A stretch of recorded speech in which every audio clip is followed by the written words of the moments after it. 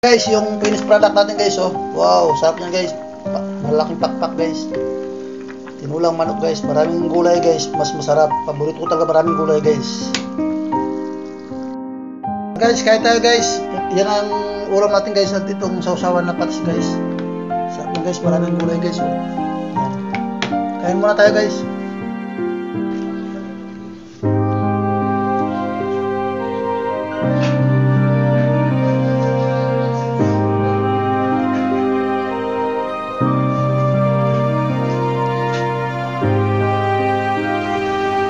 Guys, namulaklak na rin yung mga kalamansi ko rito guys. Sa gilid-gilid lang yan. At itong sili, kukulatan nila perasong dahon dito guys. Paglagay natin sa tinulang manok guys. Tayo ng malunggay.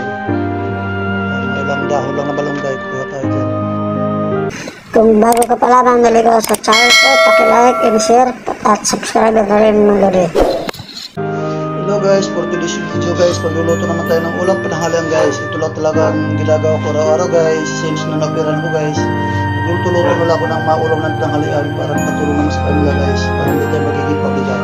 Ito pala yung mga sangkap natin guys, meron tayong yung tingnan natin na daw ng sili, luya, sibuyas at yung manok, at itong sayuti at malunggay, sili, tanglad. Lahat yan guys, kilo natin sa tanim natin guys, pakita ko lang.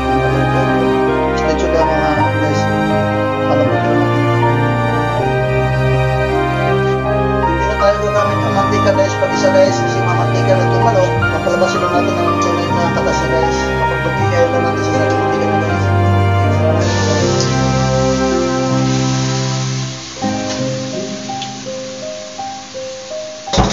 Papalabasin lang natin yung para masarap. Papakatasin lang natin yan guys.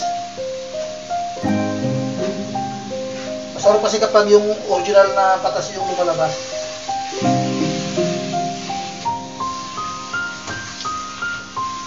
Hindi na kailangan ng mantika dyan kasi mataba naman yung manok na yan guys. Pagla natin guys, papakatasin lang natin yan. Unti-unti lang kumakatas guys yun. Nagkakaroon na sa ng sabaw. Ilagay na natin itong ano natin guys. Lalagyan mo natin ng luya guys. Paminta.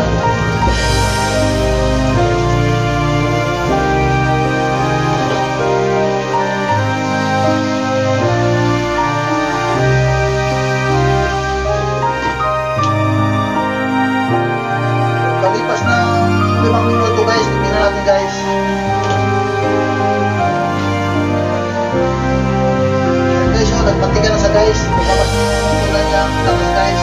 Sarap na guys. Ngayon guys, ilalagay na natin yung tanglad. At saka isasama natin pag isa yun. Kaya guys, matagal naman ito lumambot. Papakatasin pa natin guys ng mga 5 minuto guys. At ilalagay na natin yung mga sangkap natin. Papakatasin pa natin ng 5 minutes bago natin lagay sa sabaw guys. Para masarap ang lasa ng sabaw guys.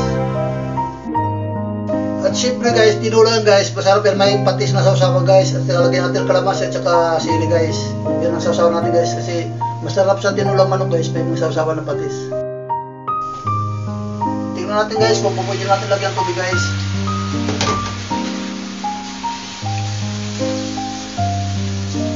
Bago na guys, at kung yung brown na siya guys, lagyan natin ng tubig guys.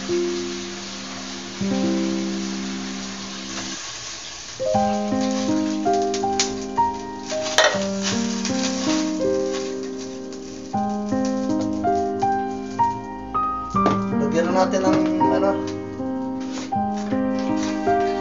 palasa. Lagyan natin ng kunting patis.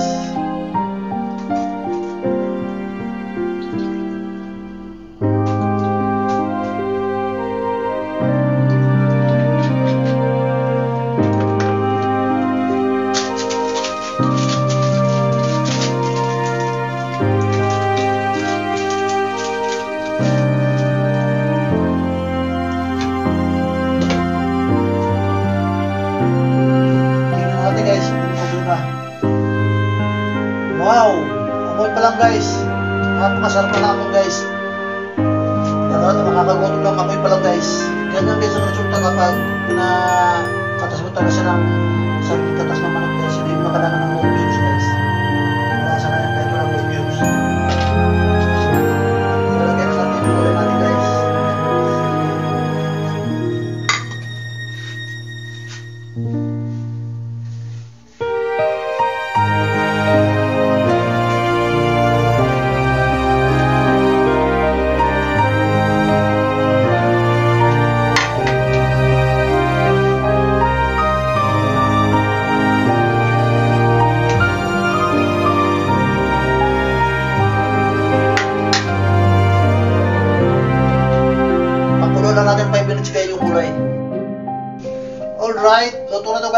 timpla natin kung okay na bang timpla na guys.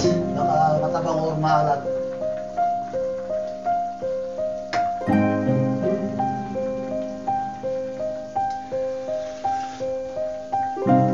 Okay na guys, medyo mataba siya konti pero walang problema guys kasi may patis tayo guys. Patis magpapasarap niyan guys. Guys, yung finished product natin guys, oh. Wow, sarap niyan guys. Malaking pakpak guys. Tinulang manok guys, maraming gulay guys, mas masarap. Paborito ko talaga maraming gulay guys. Guys, kaya tayo guys. Yan ang ulam natin guys at itong sausawan na patis guys.